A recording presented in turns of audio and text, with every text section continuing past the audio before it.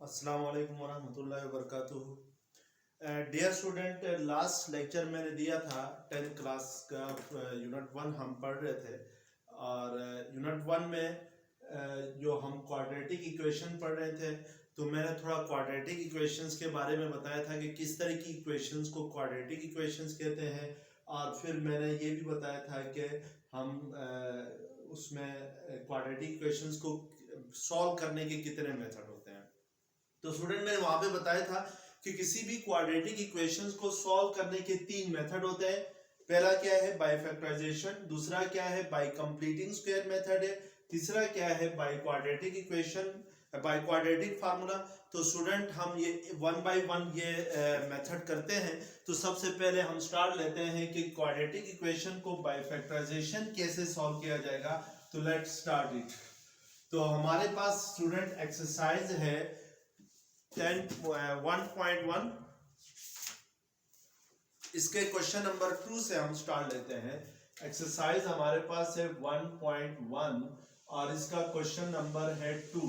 Question number 2 है solve by factorization. Solve by factorization है, यानी आपने फैक्टराइजेशन के जरिए नीचे जो क्वाड्रेटिक इक्वेशन है उसको सॉल्व करना है। ठीक है ना स्टूडेंट। तो पहला है कि पार्ट 1 इसका है x square minus x minus 20 is equal to 0 है।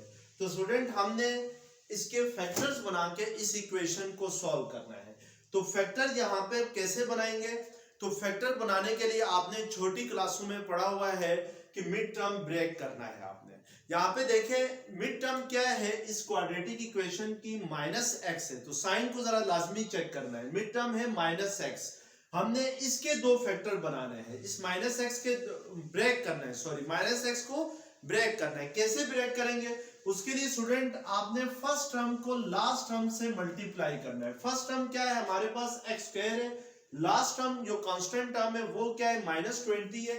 अगर एक्स स्क्वायर को हम माइनस 20 से मल्टीप्लाई करें तो हमारे पास क्या आता है, माइनस 20 एक्स स्क्वायर आता है। ठीक है ना। अब आपने क्या करना है कि इस माइनस 20 एक्स स्क्वायर के 2 ऐसे फैक्टर बनाने हैं जिनको अगर हम मल्टीप्लाई करें तो हमारे पास आंसर माइनस 20 एक्स स्क्वायर आता हो, और अगर प्लस या माइनस करें तो हमारे पास मिड टर्म आ जाए।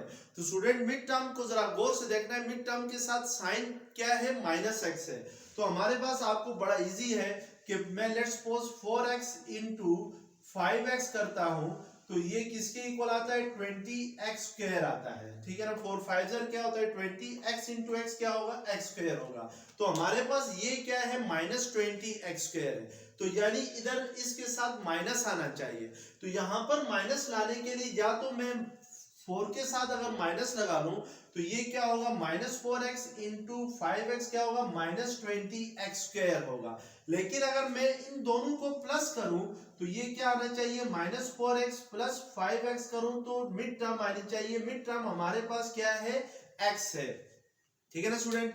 तो इसका मतलब है मिड टर्म हमारे पास, सॉरी यहाँ पर क्या है, मिड टर्म माइनस एक्स है। ठीक है। लेकिन यहाँ पर माइनस 4x प्लस 5x क्या होता है, x होता है। आपको पता है कि अगर 2 वैल्यूज हो, दोनों के साथ डिफरेंट साइन हो तो वैल्यूज सब्ट्रैक्ट होती हैं और आंसर के साथ साइन बड़े नंबर का आता है। ये माइनस 4x है, ये प्लस 5x है, तो इसके साथ साइन प्लस का है और 4x के साथ साइन किसका है, माइनस का है। तो 5 माइनस 4 क्या होता है, 1 होता है। तो खैर 1 यहाँ पे लिखते नहीं, 1x अगर होता है लेकिन लिखते नहीं है 1। ठीक है ना। तो हम 1 लिखते नहीं है। अब 5x के साथ कौन सा साइन है, प्लस का साइन है। तो आंसर के साथ जो आएगा वो प्लस का साइन आ गया। तो मिड टर्म के साथ देखें स्टूडेंट हमारे पास क्या है, माइनस एक्स है। तो इधर माइनस एक्स होना चाहिए। तो इसका मतलब है ये माइनस हम 4x के साथ नहीं लगाएंगे बल्कि किसके साथ लगाएंगे, 5x के साथ माइनस का साइन लगाएंगे। यानी इसके साथ हम माइनस का साइन लगा लें तो फिर 4 के साथ कौन सा साइन आएगा, प्लस का साइन आ गया। तो 4x माइनस 5x किसके इक्वल आ जाएगा, माइनस x के इक्वल आ जाएगा। तो हम मिड टर्म को फिर लिख सकते हैं, इस मिड टर्म को कि 4x plus 4x minus 5x minus 20 is equal to 0। तो इस तरीके से हम स्टूडेंट मिड टर्म को ब्रेक करते हैं। ठीक है ना। अब हमने देखना है कि फर्स्ट 2 टर्म्स में इन दो टर्म्स में, पहली दो टर्म्स में, इसमें क्या कॉमन है? इन दो टर्म में यहाँ पे एक्स स्क्वायर है और इस टर्म में 4x है, तो दोनों में x कॉमन है। हम x कॉमन ले लेंगे तो यहाँ पे एक्स स्क्वायर में से x कॉमन ले लिया तो एक x रह जाएगा, और 4x में से 4 का x कॉमन आ गया तो क्या रह जाएगा? 4 रह जाएगा। और स्टूडेंट -5x और -20 में आपने कॉमन लेना है, तो -5 अगर हम कॉमन ले लें तो यहाँ पे x रह जाएगा। और याद रखें जब भी माइनस कॉमन लेते हैं तो ये साइन क्या हो जाएगा? चेंज हो जाएगा। 20 के साथ साइन माइनस का है तो इधर क्या हो जाएगा? प्लस का हो जाएगा। तो और 20 को आप 20 में से 5 कॉमन ले लें तो आपके पास क्या आ जाएगा? 4। तो 5 4 जा 20 होता है, तो इक्वल टू क्या आएगा? 0। अब स्टूडेंट इन दोनों में आपने कॉमन लेना है, तो इधर आपके पास पहली टर्म में x इंटू एक्स प्लस 4 है, दूसरी टर्म में -5 इंटू एक्स प्लस 4 है। तो दोनों में क्या कॉमन है? x प्लस 4 कॉमन है, तो x प्लस 4 को हम कॉमन लेंगे तो यहाँ पे x रह जाएगा और यहाँ पे क्या रह जाएगा? -5 इक्वल टू 0 आ जाएगा। स्टूडेंट दो फैक्टर हमारे पास बन गए, एक फैक्टर बन गया x प्लस 4, दूसरा फैक्टर बन गया x माइनस 5। दोनों फैक्टर्स का जो प्रोडक्ट है वो किसके इक्वल है? 0 के इक्वल है। और हमें पता है कि दो फैक्टर्स का, दो नंबर्स का प्रोडक्ट तब 0 होता है जब दोनों में से कम एटलीस्ट एक 0। जैसे फॉर एग्जांपल मैं कहता हूं कि 4 इंटू 6 इज इक्वल टू 0। क्या ये पॉसिबल है? नहीं है। ये कब इन दोनों का प्रोडक्ट 0 होगा?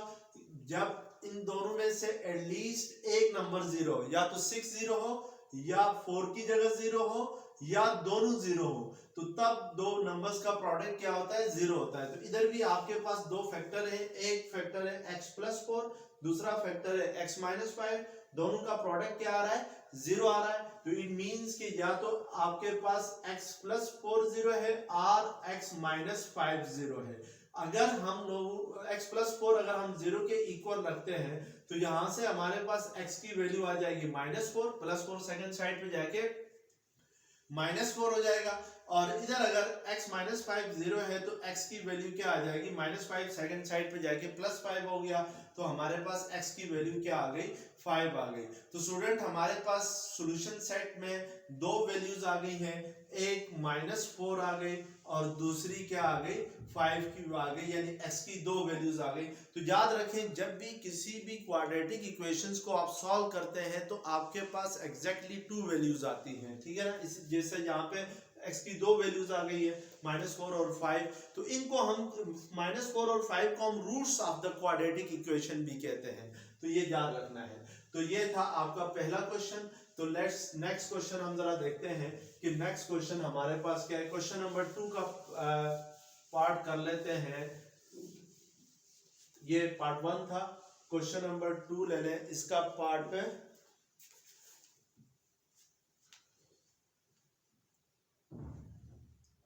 पार्ट 3 कर लेते हैं स्टूडेंट। पार्ट 3 आपके पास है 4 minus 32x is equal to 17x square, ठीक है ना। तो स्टूडेंट इसकी फैक्टर्स बनाने से पहले आपने इसको रीअरेंज करके जनरल फॉर्म में लिखना है। जनरल फॉर्म में हम कैसे लिखेंगे स्टूडेंट? ये 17x स्क्वायर को मैं इधर ही रहने देता हूं, ये -32x सेकंड साइड पे आके यानी राइट साइड पे जाके क्या होगा? +32x होगा, और ये +4 है तो सेकंड साइड पे जाके क्या होगा? -4, और इधर क्या रह जाएगा? 0। तो हम इसको 17x square +32x -4 equal to क्या आ गया? 0। 0 को आप लेफ्ट साइड पे लिखें या राइट साइड पे लिखें, इससे कोई फर्क नहीं पड़ता है, एक ही बात है। तो अब स्टूडेंट हमने बाय फैक्टराइजेशन, ये क्वाड्रेटिक इक्वेशन है तो इसका सॉल्यूशन फाइंड करना है बाय फैक्टराइजेशन। फैक्टराइजेशन के जरिए कैसे सॉल्यूशन फाइंड करेंगे? सबसे पहले हम लोग जो फर्स्ट टर्म है उसको लास्ट टर्म के साथ क्या करेंगे? मल्टीप्लाई करेंगे, यानी 17x स्क्वायर को हम मल्टीप्लाई करेंगे किससे? -4 से, ठीक है ना। तो ये आपके पास क्या आएगा? 7 4 28, 2 के लिए आपके पास 4 1 4 + 2 क्या होगा? 68 -68 x स्क्वायर होगा। ये प्लस इंटू माइनस माइनस होता है, साइन का जरा ख्याल रखना है इधर अच्छी तरीके से। अब देखिए स्टूडेंट, इस -68x स्क्वायर के आपने दो फैक्टर बनाने हैं जिनका प्रोडक्ट किसके इक्वल हो, -68x² ही आता हो, और जिनको प्लस माइनस करें तो मिड टर्म आ जाए। मिड टर्म हमारे पास क्या है, 32x है, ठीक है ना।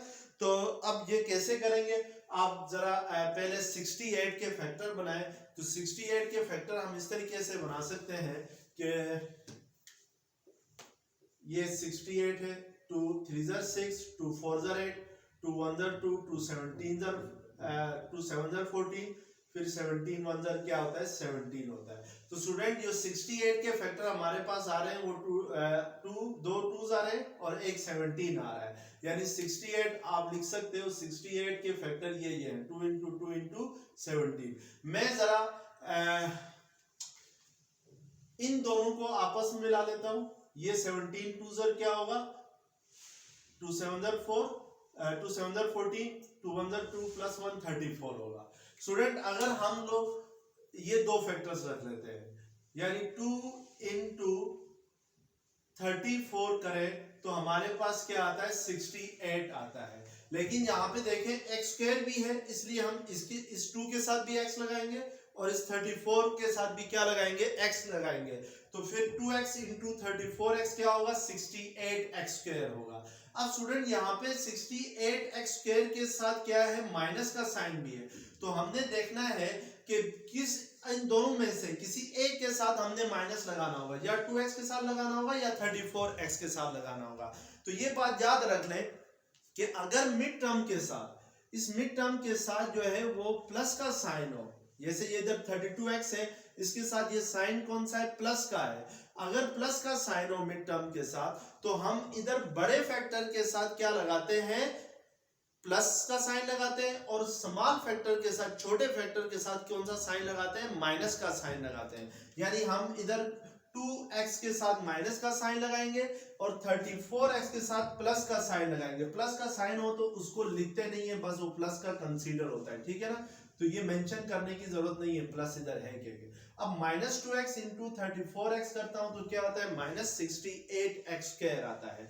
तो अब आप इसको लिख सकते हैं, और आपको पता है -2x प्लस 34x क्या होता है, 32x मिड टर्म बन जाती है। तो इट मींस कि हम इसको क्या लिखें अभी, 17x² प्लस 32x को मैं अब 34x माइनस 2x लिख सकता हूं। -4 इज इक्वल टू क्या आ जाएगा, 0। अब फर्स्ट टू टर्म में आपने कॉमन लेना है। फर्स्ट टू टर्म्स क्या है, 17x² प्लस 34x है। तो इन दोनों में क्या कॉमन आएगा, 17x कॉमन आएगा। तो यहां से 17x² में से 17x कॉमन आ गया तो क्या रह गया, x प्लस, अब ये जो 34 में से अगर 17 कॉमन ले लो तो आपको पता है कि 17 को आप क्या लिख सकते हो, 34 को आप लिख सकते हो 2 इंटू 17 लिख सकते हो, ठीक है ना। तो इट मींस कि अगर मैं 34 में से 17 कॉमन ले लूं तो क्या रह जाएगा, 2। अब स्टूडेंट हमने -2x और -4 में कॉमन लेना है -2। जब भी माइनस कॉमन लेते हैं, ठीक है ना, कॉमन माइनस लेते हैं तो साइन क्या हो जाते हैं, चेंज। तो ये -4 किस में चेंज हो जाएगा, प्लस में, और 4 में से 2 कॉमन आ गया तो क्या रह गया, 2 रह जाएगा। तो ये x प्लस 2 होगा, इक्वल टू क्या आ जाएगा, 0। अब यहां पर हम इन दोनों टर्म्स में, इसमें और इसमें क्या कॉमन लेंगे, x प्लस 2 कॉमन ले लेंगे। तो यहाँ पे क्या रह जाएगा, 17x, और यहाँ पे क्या रह जाएगा, -2 इक्वल टू क्या आ जाएगा, 0। अब हमने इन दो फैक्टर्स हमारे पास बन गए। एक फैक्टर बन गया x प्लस 2 और दूसरा फैक्टर हमारे पास बन गया क्या, 17x माइनस 2 बन गया। तो इनकी वैल्यूज हमने फाइंड करनी है, यानी x प्लस 2 इक्वल टू 0 रखना है, और 17x माइनस 2 इक्वल टू 0 होगा। तो x इज इक्वल टू क्या आएगा, यहाँ से -2, यहाँ से इस इक्वेशन से x की वैल्यू क्या आ जाएगी, 17x इज इक्वल टू 2 आएगा, -2 सेकंड साइड पे जाके, तो x इज इक्वल टू 2/17 आएगा। तो सॉल्यूशन सेट्स में, यानी इसके जो रूट्स आएंगे वो दो होंगे, -2 और 2/17 होगा। तो इस तरीके से हम क्या करते हैं, क्वाड्रेटिक इक्वेशंस को सॉल्व करें। तो ये कौन सा मेथड हमारा है, फैक्टराइजेशन का मेथड है, यानी फैक्टर्स बना के हमने क्वाड्रेटिक इक्वेशंस को सॉल्व किया है, ठीक है ना स्टूडेंट देखें, जब आप फैक्टर बना के क्वाड्रेटिक इक्वेशंस को सॉल्व करते हैं तो फैक्टर्स जो बनते हैं, जैसे यहाँ पे दो फैक्टर बन गए x प्लस 2 और 17x माइनस 2, ये फैक्टर कौन से हैं, लीनियर फैक्टर है, ठीक है ना। इसी तरीके से स्टूडेंट एक और क्वेश्चन इसका कर लेते हैं, पार्ट 5 इसका करते हैं, क्वेश्चन नंबर 2 का पार्ट 5।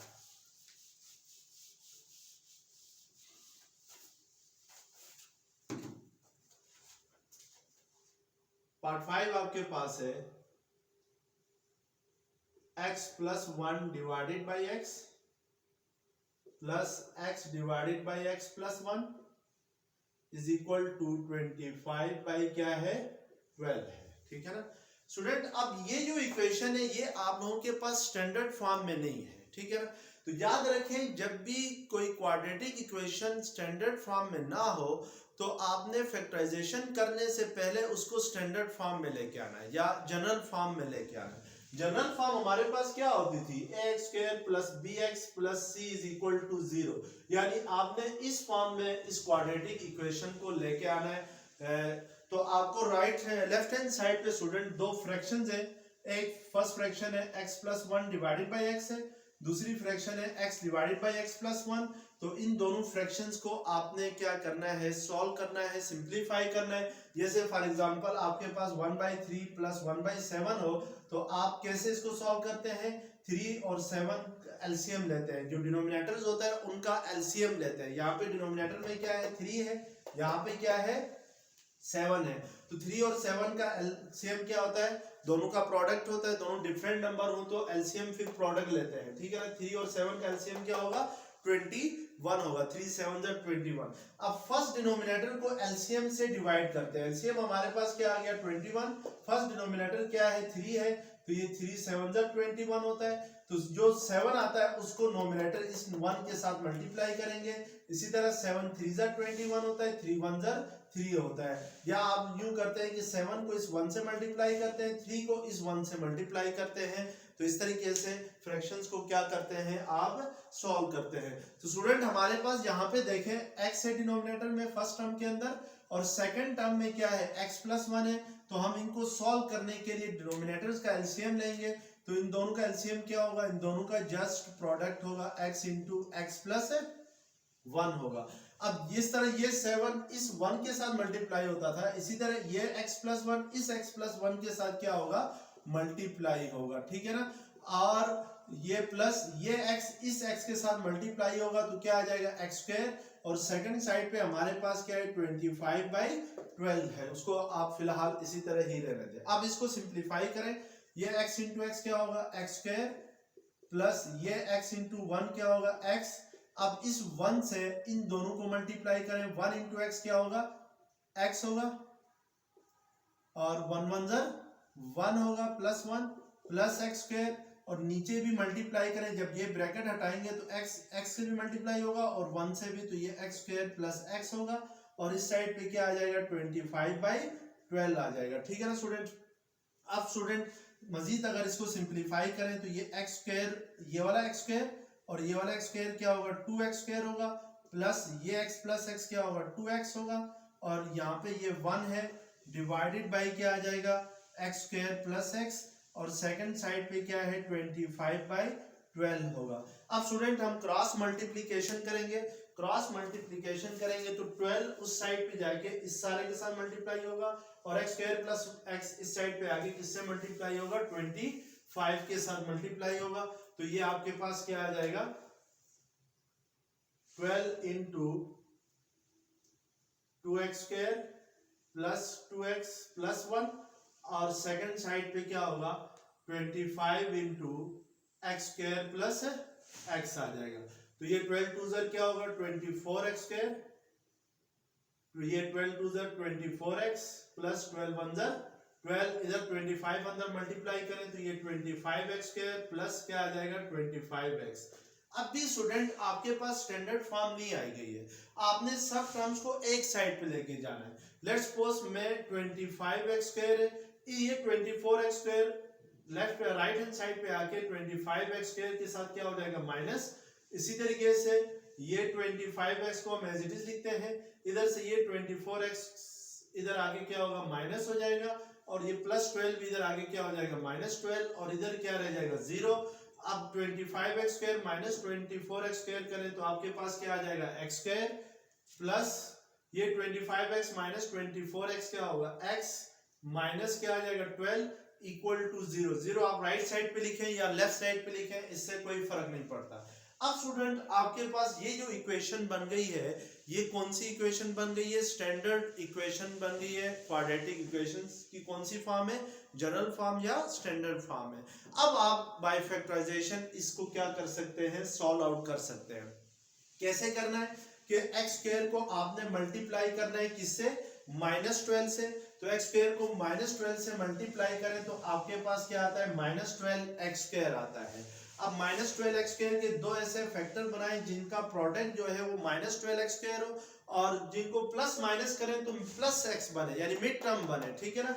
तो उसके लिए देखें हमारे पास 4x इंटू 3x क्या होता है, 12x स्क्वायर होता है। अब मिड टर्म के साथ कौन सा साइन है, प्लस का साइन है, ठीक है ना। तो अगर मिड टर्म के साथ प्लस का साइन हो तो हम छोटी टर्म के साथ कौन सा साइन लगाते हैं, माइनस का लगाते हैं। तो 4x इंटू -3x क्या होगा, -12x स्क्वायर होगा, और इन दोनों को प्लस या माइनस करें तो +x बनेगा। तो हम x स्क्वायर प्लस इस x को लिख सकते हैं 4x minus 3x minus 12 is equal to 0। अब जहां पर आपने कॉमन लेना है तो x स्क्वायर प्लस 4x में क्या कॉमन आएगा, x, तो ये x प्लस 4 होगा, और -3x माइनस 12 में क्या कॉमन आएगा, -3, तो ये x प्लस 3 4 12 होगा इज इक्वल टू 0। यहां से अगर आप x प्लस 4 कॉमन लेके आते हैं तो यहाँ पे क्या रह जाएगा x, और यहाँ पे क्या रह जाएगा -3 इज इक्वल टू 0। अब आपके पास दो फैक्टर बन गए, एक फैक्टर है x प्लस 4, दूसरा फैक्टर है क्या, x माइनस 3। तो आप लिख सकते हैं कि x plus 4 is equal to 0 और x minus 3 is equal to 0। तो इस इक्वेशन को सॉल्व करेंगे तो यहाँ से x की वैल्यू -4 आएगी, और x minus 3 is equal to 0 है। इस इक्वेशन को सॉल्व करेंगे तो x की वैल्यू क्या आ जाएगी, 3। तो सॉल्यूशन सेट्स के अंदर आपके पास दो वैल्यूज आ गई, -4 और 3, ठीक है ना। इस तरीके से हम स्टूडेंट क्या करते हैं, क्वाड्रेटिक इक्वेशंस को सॉल्व करते हैं। और कौन सा मेथड हमने यहाँ पे यूज किया, बाय फैक्टराइजेशन किया। तो स्टूडेंट नेक्स्ट वीडियो में इंशाल्लाह मैं आप लोगों के लिए bye completing square method quadratic equations को कैसे सॉल्व करते हैं वो बताऊंगा। तो प्लीज इसको सब्सक्राइब कीजिएगा अगर आपको पसंद आ गई ये video. Thank you very much.